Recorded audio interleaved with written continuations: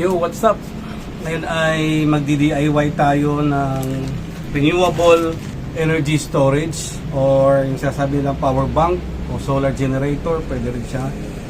Pero sa akin ito ay tatawag ko na renewable energy storage dahil ang purpose ito ay mga nawa-waste na energy natin gaya from the sun, saka galing sa sasakyan na takbo ng takbo, pwede mo itong i-charge para magamit mo sa bahay as power source. Meron tayo dito 2,000 watts na pure sine wave inverter. Battery natin is 4S 8P, no? 1, 2, 3, 4, 5, 6, 7, 8 8P. Inassemble lang natin ito. Meron siyang BMS, no? So 3.2 volts, 6 amperes ang bawat isa, 8 piraso. Sinilis natin siya kasi 3.2 volts sa apat, 8 volts kasi 3.2 times 4 is 12.8. Yan. So 6 amperes ang bawat isa. So in total magiging 48 ampere hours siya. Malakas-lakas na yon. So ang connection nito, kung gusto niyo malaman, sa YouTube channel ko ay mas mahaba ito. Sa Facebook medyo maigsi lang kasi hindi kasya ng memory ng Facebook. So ito ay nakaparallel yung 8 battery, tapos siniris natin para maging yung 3.2 volts maging 12 volt system. So ito yung BMS, battery management system, para hindi agad masira yung ating battery, hindi siya mag-overcharge at balance yung kanyang pagkakano. Although meron ding tinatawag na balancer, pero para sa akin ito okay na. Karamihan na mabibili mong battery pack ay BMS lang ang ginagamit. So yung wiring nito, papakita ko sa inyo yung diagram. Ito. So now, babalutin natin to para maging insulated siya. Itatawag ko to on purpose para hindi makita yung kanyang brand, pero magandang klaseng brand ito. Kaganyan natin siya. Okay. Secure natin para hindi siya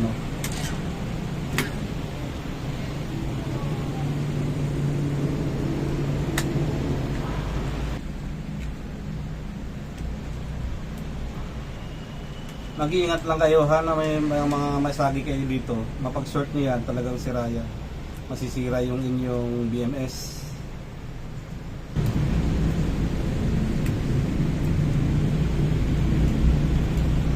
Okay.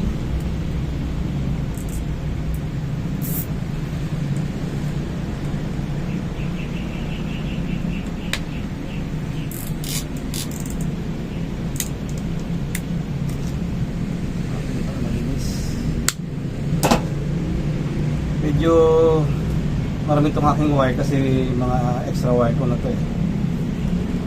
So ito rin, pareho nasa taas yung power supply.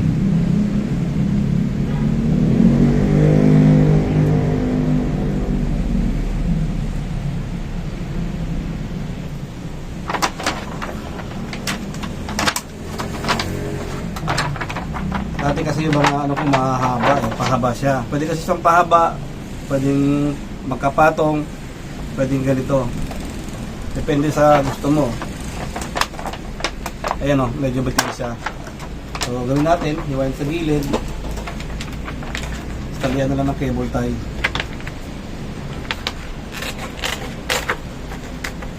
So nawala yung purpose ng pagka sinkable niya, pero yung purpose talaga naman ito ay para wag siya mag-short. So ganyan siya, cable tie ko na lang. Importante na sa gilid yung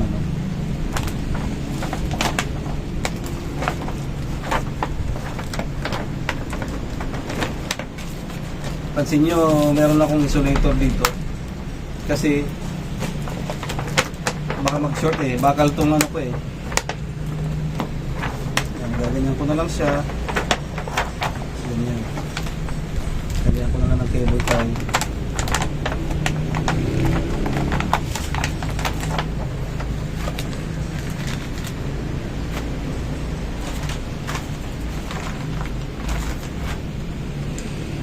Dalawa magkarugtong. Kasi mahal ng malaki.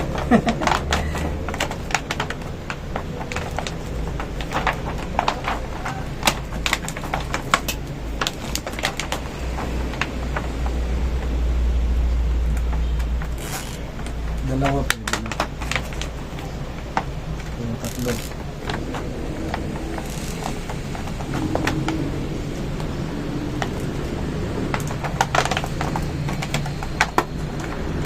Ito kasi yung part na to ang dapat may insulation.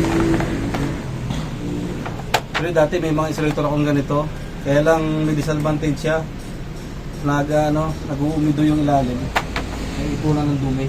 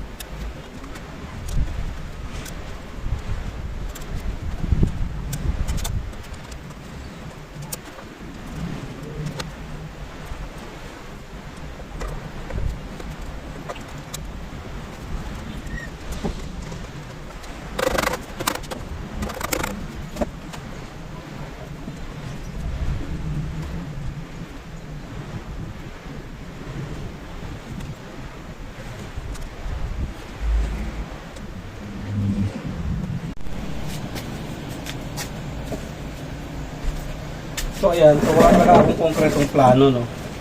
So parang kumbaga spontaneous to eh. Ayan. So tanggalin ko to isa-isa para ating ma-tutol. Ayan.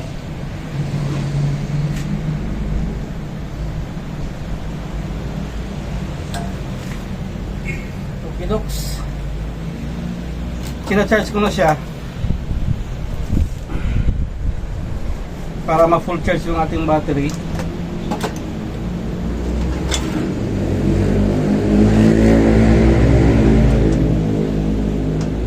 Ma-withstand naman na yan. Isa-isa ko siya tanggalin.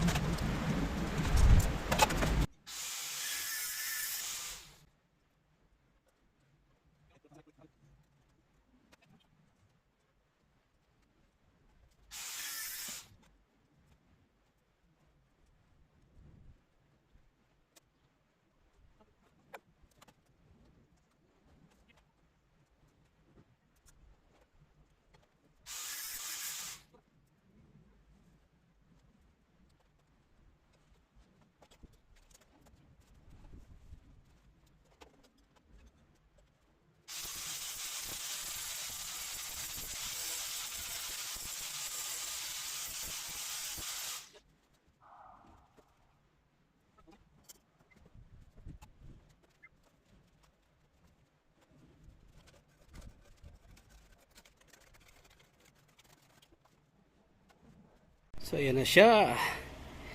Yahoo!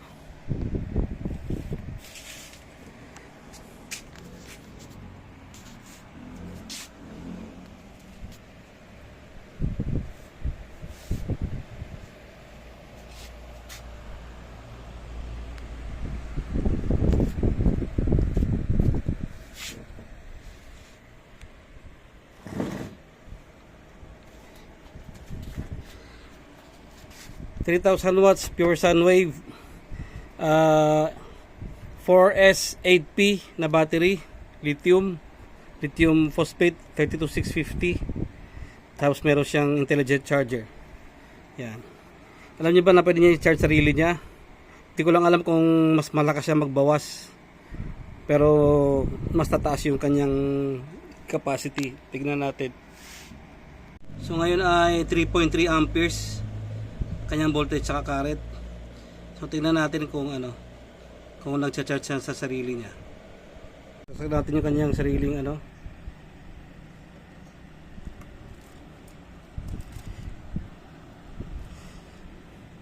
natin. Yun 13.4 pa rin 13.3. Natin kung magbabawas siya. 3 amperes yung binabawas niya lang 3.4 din, ganoon din. So tingnan natin.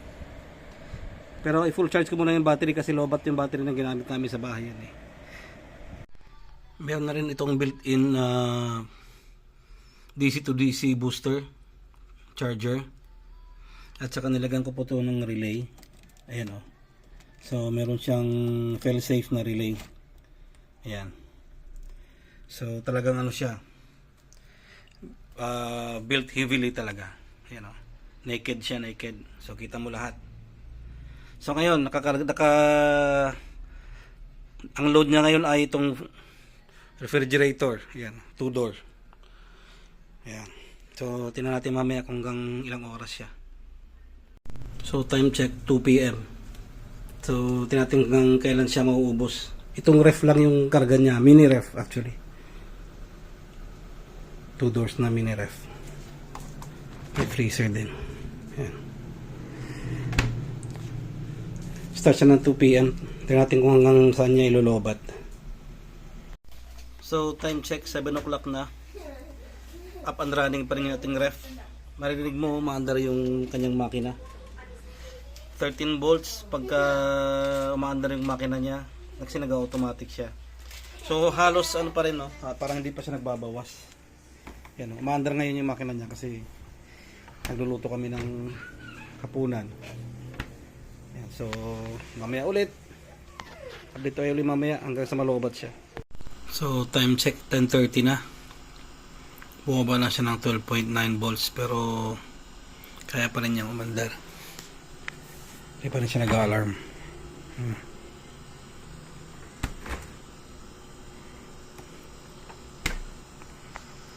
So time check 6 na ng umaga.